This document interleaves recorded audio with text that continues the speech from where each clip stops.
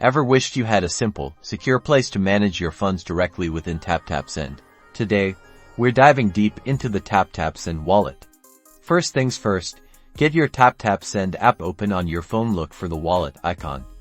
It usually looks like a little safe or money bag. Tap on it to begin. Once you're in the wallet, you'll immediately see your current balance, which will either be zero or represent funds you have already added. The main function of your wallet is to store money. Find the Add Money button.